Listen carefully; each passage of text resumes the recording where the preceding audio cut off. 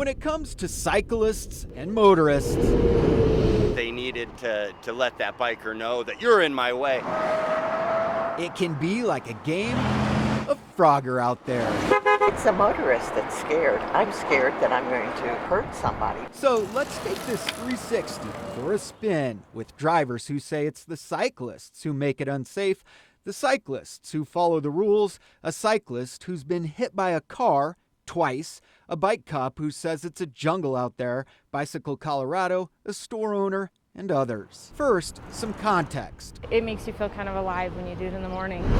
Colorado law requires cyclists and drivers to share the road.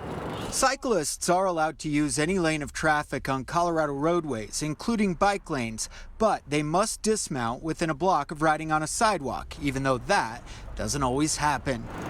Frankly, there is infrastructure in Denver that some bicyclists don't feel comfortable using. Bicycle Colorado estimates 8% of all commuters bike to work in downtown Denver, a number they'd like to see sprint ahead. Every bike out there on the road is one less car in front of you. Denver says it's moving that direction. The Mile High City has 184 miles of on-street bike lanes and is pushing for an additional 125 miles in the next 5 years. We want people of all ages and abilities to feel comfortable hopping on a bike to get to where they need to go, not just the avid bike rider. But is that what most commuters want? And is it realistic? And I should be in a cycle, but I have 101 things to do. Val Flores wonders if we're all just spinning our wheels with bike culture. I'm the person who's scared that I might hurt someone because they don't follow rules. They just come at you. Shifting gears, Stephen Fink knows the dangers all too well. He's had some rough rides, hit by cars twice,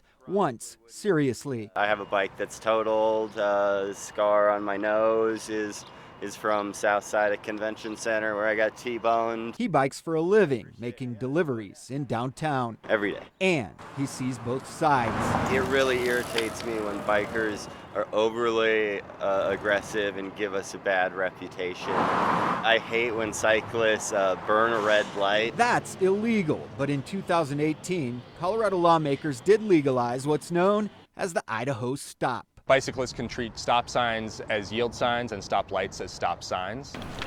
Bike cop Wallace Sam has policed the streets on two wheels for the past 4 years. I wouldn't have it any other way.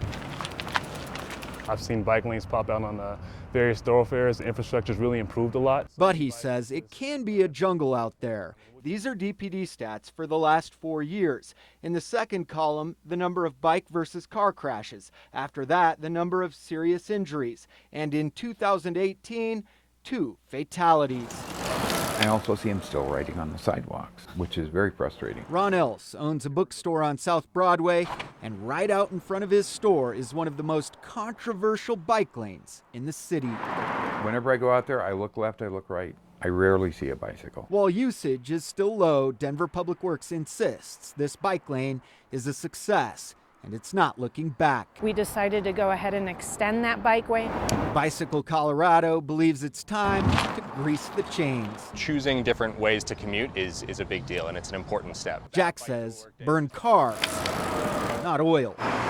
It's good for your physical and mental health. It's good for Colorado's environment. Coming full circle, while opinions are all over the road, most agree it's about mutual respect. It's really all about looking out for each other. We could all be a little more patient and kind, I think. It's a lot more comfortable than it was even just 3 years ago. I know that they're doing a lot for cyclists, so cyclists should be happy about that. I mean, the scooters are probably more of a problem than the bikes. I think those things are dangerous. Russell Haythorne, Denver 7.